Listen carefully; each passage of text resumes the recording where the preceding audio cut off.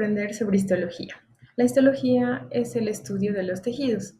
Para entender cómo es que los tejidos forman a los seres vivos, tenemos que recordar que existen 7 principios que rigen a todos los sistemas vivientes, es decir, a todos los seres vivos. Y el más importante de estos es que todo ser vivo está compuesto por células. Un breve repaso de cómo es que se crearon las primeras células, tenemos que pensar que la unión de átomos o elementos forman las primeras moléculas. Las biomoléculas. Las biomoléculas forman los primeros organelos y los organelos forman células. Las células de ahí van a formar tejidos cuando se unen y trabajan entre sí. Estos átomos o elementos que crearon la vida se llaman bioelementos y son parte de los que encontramos en la tabla periódica, pero específicamente los podemos agrupar entre primarios, secundarios y oligoelementos, los que forman la vida. Los más importantes de estos son CHOMS: carbono, hidrógeno, oxígeno, nitrógeno, fósforo y azufre. Estos bioelementos van a formar las primeras biomoléculas, carbohidratos, lípidos, proteínas y ácidos nucleicos, que van a formar los primeros organelos, teniendo en cuenta que cada uno tiene una función y una composición química diferente y una forma de clasificarse y organizarse. Van a formar las primeras células. Las células que nosotros tenemos son procariotas y eucariotas. Las procariotas son las que pertenecen a organismos unicelulares, como las bacterias, y las eucariotas pueden ser unicelulares o multicelulares, pueden ser animales y vegetales. En este sentido, nosotros ya tenemos que un breve repaso de cómo se han creado las células y podemos entender que las células van a unirse para formar tejidos, y esto es histología. Entonces, cuando hablamos de histología, estamos hablando de cómo las células se van reproduciendo unas a otras y van agrupándose para actuar en conjunto y tener una función en específico. Cuando hablamos de histología, tenemos que hablar de unos componentes esenciales. Tenemos que hablar de la célula, de las sustancias que están intercelulares, es decir, el líquido extracelular entre célula y célula, y los líquidos dentro de las células, los líquidos celulares, intersticial, sangre y linfa. Ahora, cuando vemos una célula nosotros a un microscopio, esta es una muestra histológica. Así se llama porque es una muestra de tejido. Vemos cómo una célula está unida junto a la otra. Esto forma un tejido. Y lo único que podemos ver en este caso son la parte de la membrana celular y el núcleo. Es lo único que se puede ver en un microscopio óptico simple.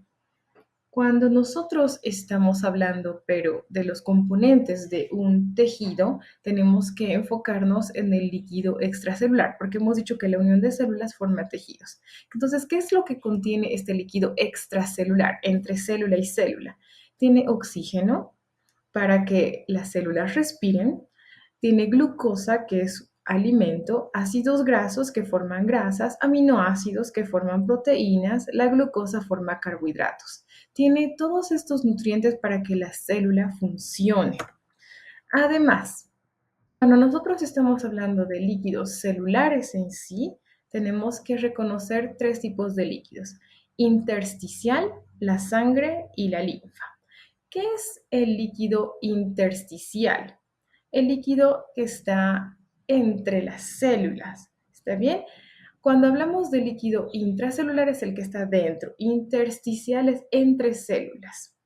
Dentro de los tipos de células o líquidos que nosotros tenemos que tomar como celulares, tenemos a la sangre. Y la sangre está compuesta por células. La sangre es un tejido líquido. ¿Qué tipos de células tiene? Glóbulos rojos, glóbulos blancos y plaquetas. ¿Y de dónde salen estas células o cómo es que circulan estas células? Es a través de los vasos sanguíneos que nosotros tenemos. Nosotros en el cuerpo, en nuestro sistema circulatorio, tenemos venas, arterias, capilares. Las arterias son las que llegan la sangre hacia afuera, por así decirlo, la sangre que contiene oxígeno y nutrientes. Y las venas ingresan la sangre de nuevo para que se oxigene. Tenemos también otro tipo de líquido intersticial, que es la linfa. La linfa es un líquido que recoge desechos. Tiene sus propios vasos linfáticos, se llaman en este caso, por el cual circula la linfa. Están enredados a través de nuestros vasos sanguíneos. Lo que pasa es que el corazón bombea sangre oxigenada con nutrientes y la manda hacia afuera para que circule por todo el cuerpo a través de las arterias. Y en algún momento, cuando ya está repartiéndose todo el oxígeno y los nutrientes, también se recogen los desechos. Ahí es donde entran las venas que recogen ese líquido que está compuesto por desechos también. ¿Y cómo es que este líquido se limpia? Es a través de estos vasos linfáticos que recogen el desecho y lo convierten en linfa. Entonces, la linfa es otro líquido que va a desechar en este caso o circular los desechos. Ahora, tenemos cuatro tipos de tejidos: el tejido conectivo, el tejido epitelial, el tejido muscular y el tejido nervioso. Todos estos son parte de los animales. Vamos a ver cada uno de ellos. Cuando hablamos del tejido epitelial, tenemos que pensar que el epitelio es un tejido de revestimiento. Con esto nos referimos a que algo que reviste es básicamente algo que está como forrando todo. Cuando pensamos en un forro, está cubriendo toda su superficie. Nuestro tejido epitelial es nuestro tejido de revestimiento. Es en este caso el que está cubriendo a todo el cuerpo. Hay dos tipos de tejido epitelial. Uno que es el de revestimiento, que es monoestratificado o poliestratificado. Con monoestratificado nos queremos referir a que está puesto en pequeños estratos, en capas, en una sola capa. Poli significa que está dispuesto en varias capas, poliestratificado. También tenemos el tejido epitelial, que es glandular, que está recubriendo básicamente otras estructuras, otros órganos, que en este caso forman, por ejemplo, parte del estómago y de los intestinos. Entonces, tenemos otro tipo de tejido que es el conectivo. Este tipo de tejido se subdivide. Puede ser tejido conectivo laxo, como la piel, tejido adiposo, que forma células de grasa, puede ser la sangre, tejido conectivo denso, que forma ligamentos, puede ser cartílago, puede ser tejido óseo. Se llama tejido conectivo. ¿Por qué? ¿A qué se refiere el término conectivo? A conectar, conectar estructuras. Entonces, cuando nosotros estamos pensando en un tejido y específicamente en el tejido conectivo, tenemos que pensar que existen dos tipos de tejidos conectivos. Uno que se llama especializado y otro no especializado. Los especializados son el óseo, el cartilaginoso y la sangre. Los no especializados son laxo, adiposo, fibroso o denso. Ahora, cuando nosotros pensamos en el tejido conectivo, tenemos que pensar que el tejido conectivo, al conectar estructuras, está formando el cuerpo humano. Y en este sentido, podemos representarlo análogamente como construir una casa. ¿Por qué? Porque cuando estamos construyendo una casa necesitamos unos buenos cimientos, que en este caso nuestro tejido óseo, que es un tipo de tejido conectivo, va a actuar como ese soporte, como una madera.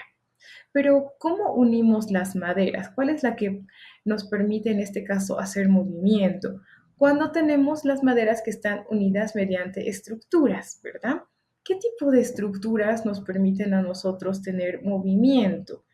Estamos hablando de los ligamentos. Entonces, los ligamentos están uniendo como cuerdas a los huesos que actúan como maderas. ¿Está bien? Que es otro tipo de tejido conectivo. Ahora, este tejido óseo, si hablamos de que los tejidos se forman en base a células, tenemos que pensar cómo es que los huesos son un tejido. Es porque dentro de cada uno de nuestros huesos nosotros tenemos una parte muy importante que se llama médula ósea. Esta médula ósea es de dos tipos, una que es de color rojo y otra que es amarillo. Entonces, la médula ósea roja va a producir células de la sangre y la médula ósea amarilla va a producir células, en este caso, grasas. que se conocen también como adiposas. Ahora, este tejido óseo que nosotros tenemos parece por fuera sumamente rígido y eso es porque está compuesto de un tejido que se le denomina compacto porque está calcificado, está lleno de calcio y compacto al formar una estructura muy rígida, pero por dentro tiene tejido esponjoso que se le dice que es vascularizado. ¿Por qué se llama vascularizado? Porque recordemos que vascularizado viene de vasos sanguíneos, por donde circula la sangre, y esponjoso se refiere a que existen poros a través de los cuales van a pasar estas estructuras. Ahora, la médula ósea amarilla forma tejido adiposo, células de grasa que forman almacenamiento de energía.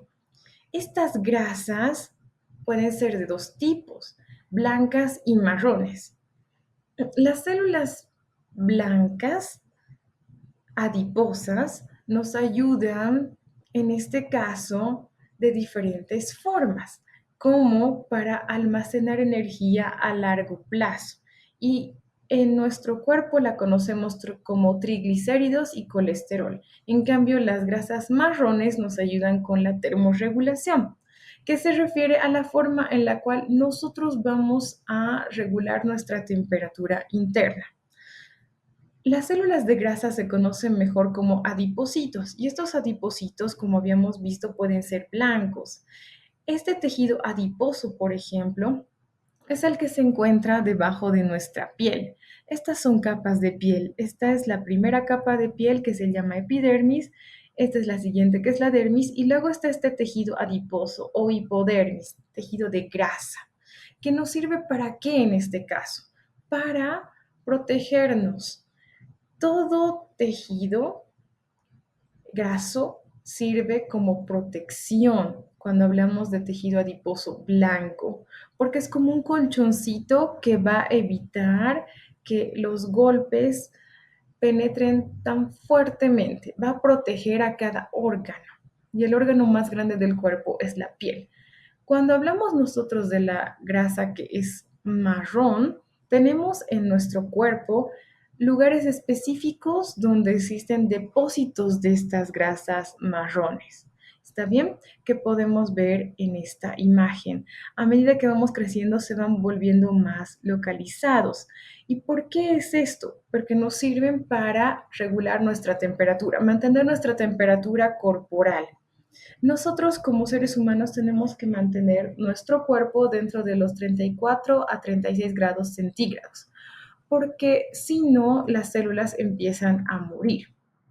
Ahora, tenemos tanto depósitos de grasa blanca como de grasa marrón en el cuerpo humano. Cuando seguimos hablando pero de tejido conectivo, tenemos que pensar que si bien los huesos, que ya hemos visto que producen células de la sangre y también producen células de grasa, son la parte más dura del cuerpo, tenemos también ligamentos y tenemos tendones, que son diferentes tipos de tejidos. Tejido conectivo, que va a ayudar a formar una estructura. También tenemos otro tipo de tejido conectivo, que es el denso. Este tipo de tejido conectivo está formado por fibras de colágeno. El colágeno es una proteína y estas fibras de colágeno pueden ponerse de una forma irregular o regular. Cuando hablamos de que las fibras de colágeno pueden disponerse de una forma regular o irregular, vamos a ver que forman diferentes estructuras. En este caso, si están dispuestas de forma irregular, van a formar las capas de la piel, como por ejemplo la dermis, o van a recubrir órganos. Pero si están puestas de forma regular, van a formar los tendones y los ligamentos. Ahora, ¿el colágeno para qué sirve en sí? Es una proteína que le da elasticidad, permite el movimiento. El colágeno lo podemos encontrar nosotros en diferentes alimentos, pero nuestro cuerpo produce colágeno de forma natural hasta los 35 años, a partir del consumo de estos alimentos. Tenemos otro tipo de tejido conectivo también que se llama elástico, pero que tiene un color amarillo. y se conoce como ligamento elástico. En este caso se encuentra en órganos que sufren bastante estrés mecánico, donde necesitamos hacer estiramientos y contracciones. Específicamente vamos a hablar de que este tipo de ligamentos amarillos se encuentran acá, donde están las vértebras. ¿Está bien? Porque ahí existe mucho estrés. Entonces, ya formando nuestra casa, ya tenemos las estructuras sólidas, pero necesitamos algo que una estas estructuras. Porque si pensamos cómo se construye una casa, tenemos los ladrillos, pero entre ladrillo y ladrillo tiene que haber algo que rellene, que pegue, y eso es el tejido cartilaginoso, que es otro tipo de tejido conectivo. Ahora, el cartílago puede verse de diferentes formas dependiendo de dónde esté. Se conoce como hialino cuando está entre la rodilla, la tráquea y la nariz. Se conoce como elástico cuando está en el pabellón auditivo, es decir, en nuestra oreja, y como fibrocartílago cuando está entre los discos intervertebrales, o sea, entre vértebra y vértebra.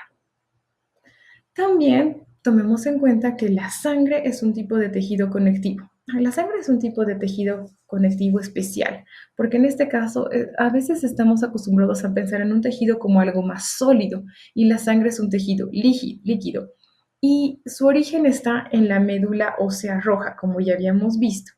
¿Qué tipo de componentes tiene la sangre? ¿De qué tipo de células está compuesto?